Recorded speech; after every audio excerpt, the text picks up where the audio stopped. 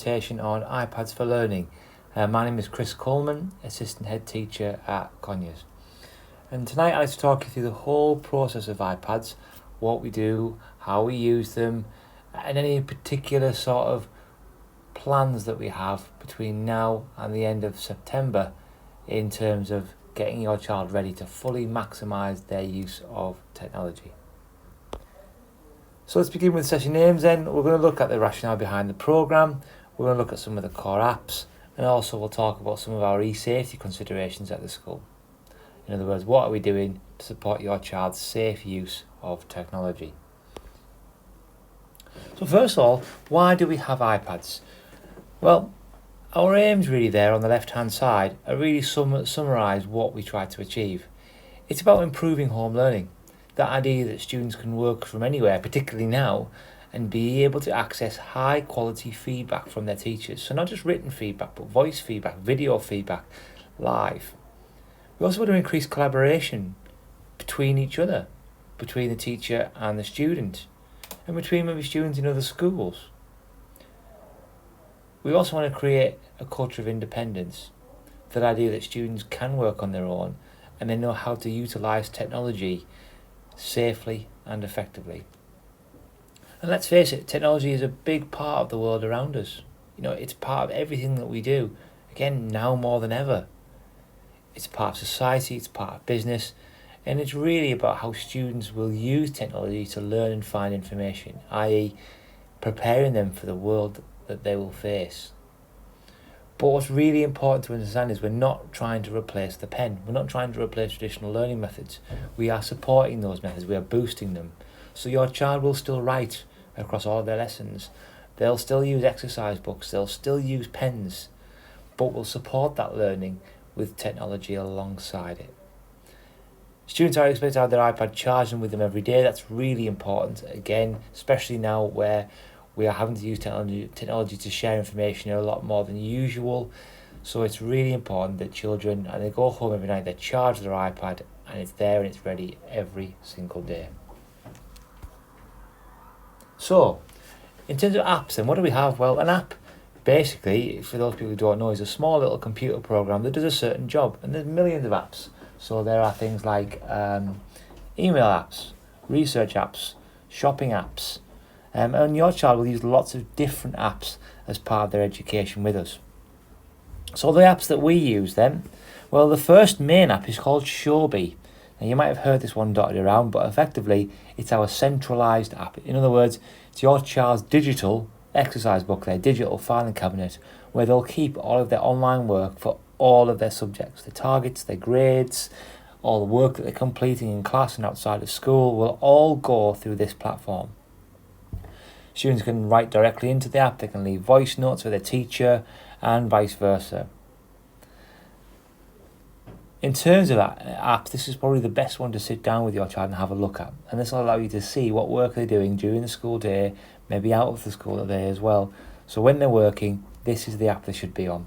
And all the work that's stored in that app is stored online. So it won't take up lots of space on your child's iPad.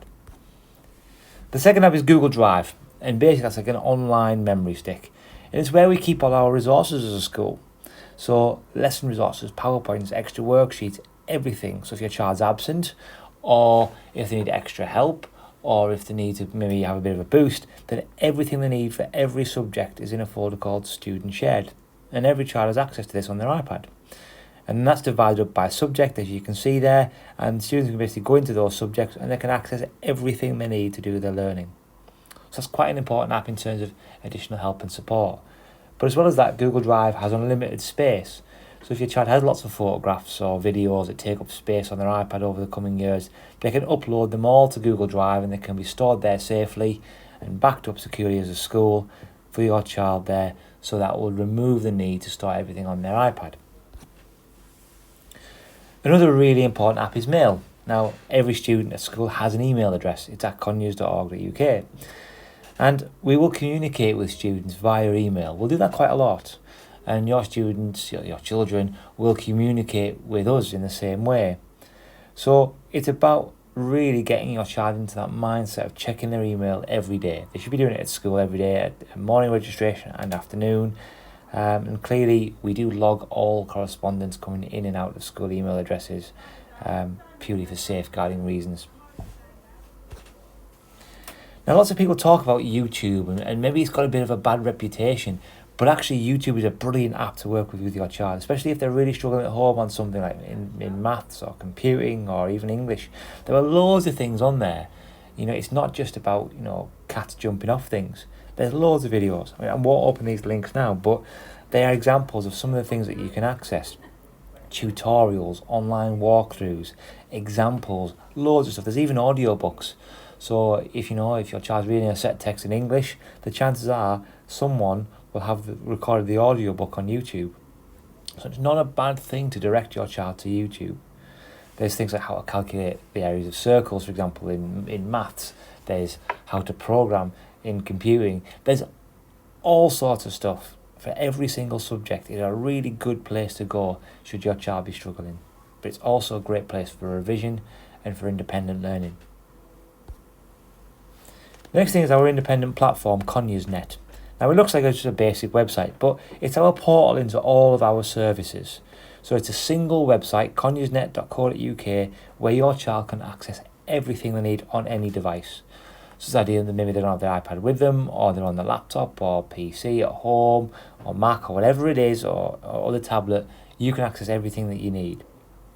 And basically, it's a portal into all our core apps. Now, we won't have the same experience as an iPad, because iPads have different sorts of apps, but they'll give you access to things like Google Drive, email, your calendar, your planner, SHOWBIE. So all those sort of essential services are there. We also have something called iTextbooks and Reading for Pleasure, and that's basically our digital bookshelf. So loads and loads of books there, textbooks, fiction books that are all there for your child to pick up off the shelf and use. So your iPad can be a really powerful reading device. And again, by just going to the Conyers bookshelf, it's a little book icon there, you'll be taken to a whole world of books. Announcements are there, the lunch menu, our e-safety systems, everything that's there in one single place, just for us to be able to access.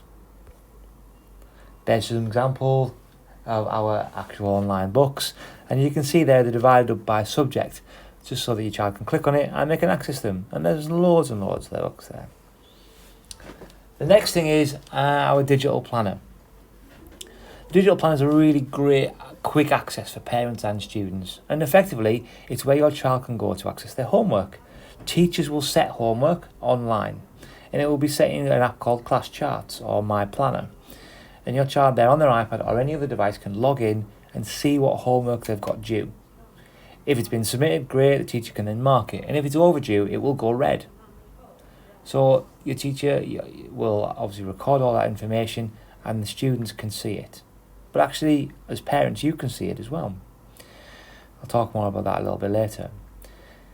Students can also see their gold and pink slips, their positive and negative behaviour points. And that's quite useful for them to see in terms of their academic achievements throughout the year. And they turn into points, and those points then can be spent on rewards like pens or treats in the canteen, for example. So it's all in one single place, and all students have got access to that now. As you can see, there's an example on the left-hand side. If someone doesn't do their homework, it goes red.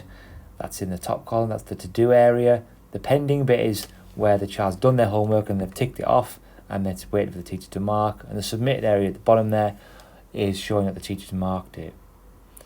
Parents can go to our website and go to the homework calendar, and you can filter by year 7 and you can see all the homework that's there. For parents to access it, you'll need a separate login, and that will be getting distributed this week.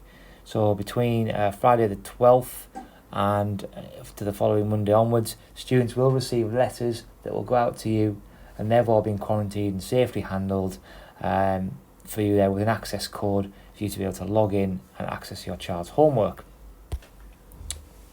We use lots and lots of other apps. I've only mentioned a few there, but we use all sorts of different apps to do everything across our curriculum. Things like Google Earth, Notability for note-taking, Poplet for mind maps, movie production, Anatomy 4D to actually look at the human body in 4 dimensions, We create podcasts. We use GarageBand for music production. We use Quizlet and quizzes for online assessments. So we do use lots and lots and lots of different apps.